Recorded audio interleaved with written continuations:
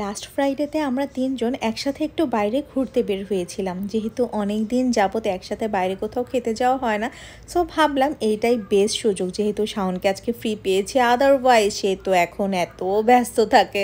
তো আমার সবচেয়ে বড় টেনশন থাকে কোথাও বাইরে খেতে গেলে যে নতুন কোনো রেস্টুরেন্ট তো অবশ্যই ট্রাই করতে হবে, কিন্তু আমি কোন জায়গায় যাব, যে জায়গায় ছবি সুন্দর আসবে নাকি যে জায়গায় খাবার বেশি মজা।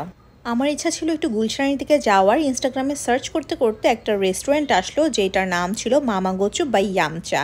ইয়ামচা খুবই পপুলার একটা রেস্টুরেন্ট, সবাই জানি যে এখানকার খাবার খুবই মজা হয়।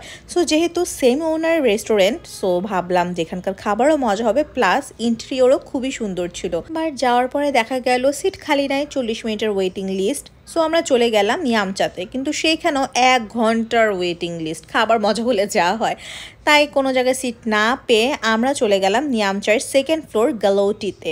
গালৌটিও খুবই সুন্দর ইন্টেরিয়রের একটা রেস্টুরেন্ট, মানে এত সুন্দর সুন্দর ছবি আসবে আপনার, বাট খাবার কেমন হবে এটা হচ্ছে মুখ্য বিষয়। যদিও আমাদের খুব ইচ্ছা ছিল যে আজকে একটু কন্টেম্পোরারি অথবা থাই খাবার খাওয়ার, বাট কিছু করার নেই, ভাগ্যে যা ছিল রিজিকে যা ছিল তাই তো খেতে হবে।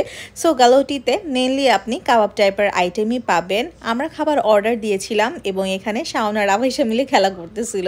শাওন খুবই ব্যস্ত থাকে, বাট যখনই আমাদের জন্য একটু ফ্রি টাইম পায় ট্রাই করে আভাইশাকে সম্পূর্ণ সময়টা দেওয়ার।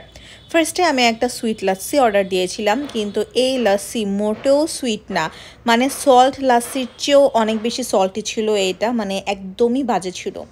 তারপর আমরা কাবাবের আইটেমগুলো অর্ডার দিলাম এবং তাদেরকে আমরা জিজ্ঞেস করেছিলাম যে আপনাদের বেস্ট আইটেম কোনগুলো। সো এটা ছিল চিকেন সুনেহারি, সাথে ছিল 2 রকমের নান, একটা বাটার নান এবং আরেকটা গার্লিক নান। নানগুলো সফট ছিল এবং চিকেন সুনেহারি যে আইটেমটা, সে আইটেমটা আসলেও খুব মজা ছিল। আমার কিন্তু এক্সপেকটেশন একদমই ছিল না, সো সেই হিসেবে আমার কাছে তো খুবই ভালো লেগেছে।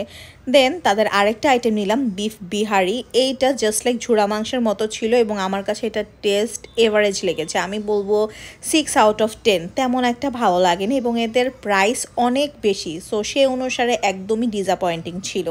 এবং লাস্টলি নিয়েছিলাম বাটার চিকেন। এটাও তারাই রিকমেন্ড করেছিল এবং একটা গ্রেভি আইটেমের মধ্যে আসলে বাটার চিকেনটাই আমরা সবসময় প্রেফার করে থাকি, এবং এইটার টেস্ট আসলে খুবই খারাপ ছিল।